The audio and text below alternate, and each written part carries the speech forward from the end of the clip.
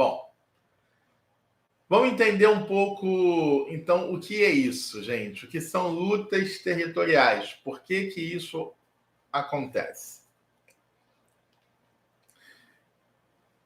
Desde infância, desde bem pequenininho, criança, a gente cresce dentro de um sistema. O primeiro sistema que eu, como criança, conheço é o meu sistema familiar. E desde muito pequeno, eu vou observando, uma criança observa tudo ao seu redor. E a criança vai observando que tem um que manda mais, tem um que manda menos. Ela vai observando a hierarquia da casa. Ela vai observando que no meio dos adultos existem regras que, claro, ela, como criança, tenta quebrar desde cedo. Porque ela está testando o mundo que ela vive. E por que ela testa? Para ela ter certeza se a observação que ela fez, criança, está correta. E aí vocês vão perceber, por exemplo, que uma criança respeita um tom de voz mais grave, mais agudo. Quando, por exemplo, um pai ou um avô que naquela família exerce a função de patriarca, de autoridade, vocês vão perceber que quando ele fala com a criança, mesmo bebê, ela se posiciona. Ela para, ela fica observando, meio assustadinha. Ou seja, desde cedo, internamente, nós vamos recebendo essa informação de que existe uma lei hierárquica no lar. Bom, o problema disso tudo é que eu constato isso quando essa criança é um pouquinho maior, constato na adolescência. Na adolescência eu já questiono algumas coisas, né? É aquela história de dar um migué, o adolescente, né, começa a desafiar o mundo. Isso passa e eu me torno um adulto. E aí, quando eu me torno adulto, isso fica muito mais claro, muito mais latente. Quem manda, quem obedece, quem tem a força, quem não tem a força. Beleza. Dentro da casa dos meus pais, eu, mesmo como adulto, entendo que o comando nunca vai ser meu. Quem comanda é meu pai, quem comanda é minha mãe, enquanto eu estou na casa deles. Cresci, estudei, virei um homem, mas o comando não é meu. Isso fica muito claro. Muito claro. Inclusive, essa situação acelera muitos casamentos. Porque muitos homens, eles se sentem na obrigação de sair dessa condição de subjugo. E aí o homem acelera esse processo de casamento. O problema é que a criança, menina, ela passa pela mesma coisa. E aí agora são dois adultos que vão para sua casa com o desejo de serem os reis, de serem os governantes, de tomarem conta do pedaço. E aí é que começa um grande problema. Porque nem o homem e nem a mulher foram preparados para viverem essa situação. Eles não amadureceram isso. E por isso eles entram numa guerra territorial logo de cara no início do casamento. Que guerra é essa? Isso é meu, isso é seu. Eu sento aqui, você senta ali.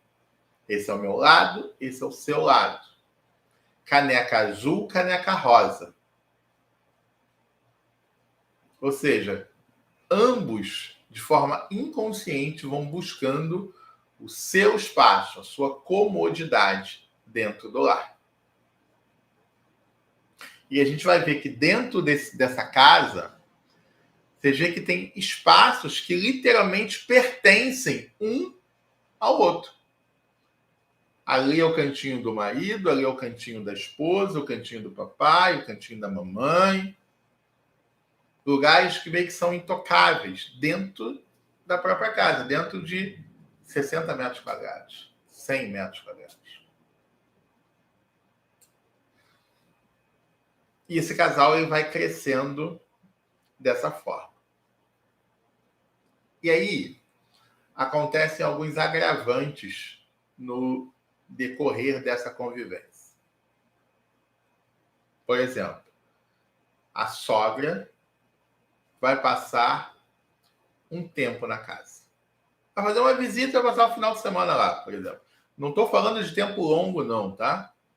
Tempo 3 dias. Sogra do marido. Adivinha onde ela vai sentar? Na cadeira dele. Isso é inconsciente.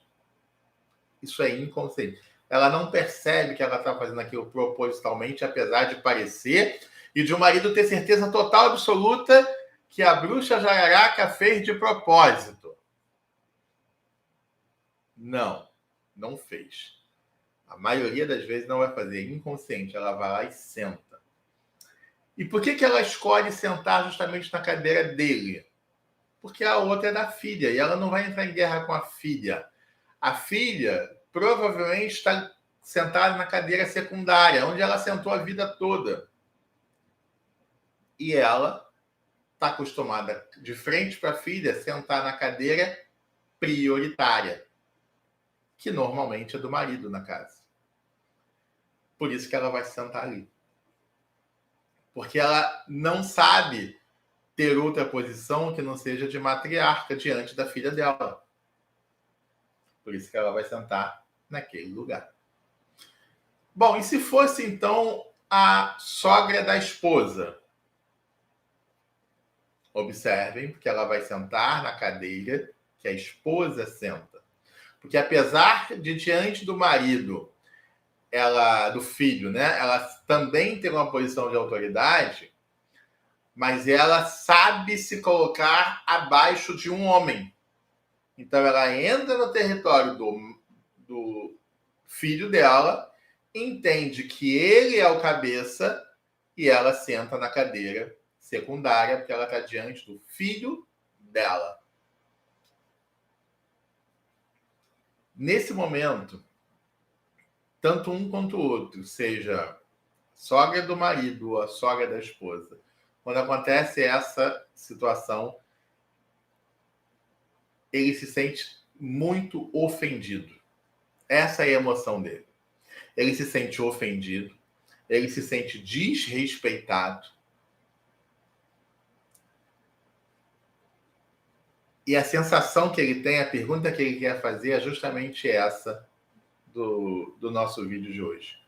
Quem sentou na minha cadeira? Quem é você para sentar na minha cadeira?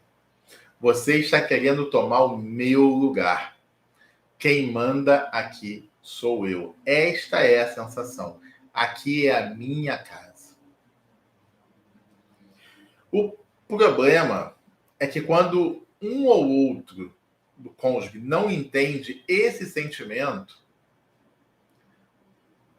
a gente começa a ter uma crise gigantesca nesse casal. Porque se for o homem, esse marido ele começa a se sentir desrespeitado. Ele começa a se sentir desprezado. Ele começa a se sentir menosprezado. E isso é muito ruim para um homem. A mulher, ela começa a se sentir desvalorizada, desprotegida pelo seu esposo. E começa a se entristecer também. Essas situações tendem a gerar uma crise no casal. Porque essa é uma luta por território. Por que é uma luta por território? Porque o ser humano, ele necessita dessa sensação de afirmação, de poder e de pertencimento. Isso faz parte do desejo do homem, isso faz parte da configuração do ser humano. Ele precisa conquistar, ele precisa ter algo que é dele. Ele precisa se sentir rei em algum lugar, governador em algum lugar, que seja dentro da minha casa. Principalmente o homem. O homem tem essa necessidade. Se isso não for suprido, se isso não for organizado, estabelecido, isso vai gerar sérios problemas na relação amorosa e conjugal desse casal. Por isso, a gente precisa olhar com muita atenção para essa situação. Tá bom? Um beijo no coração de vocês. Até a próxima.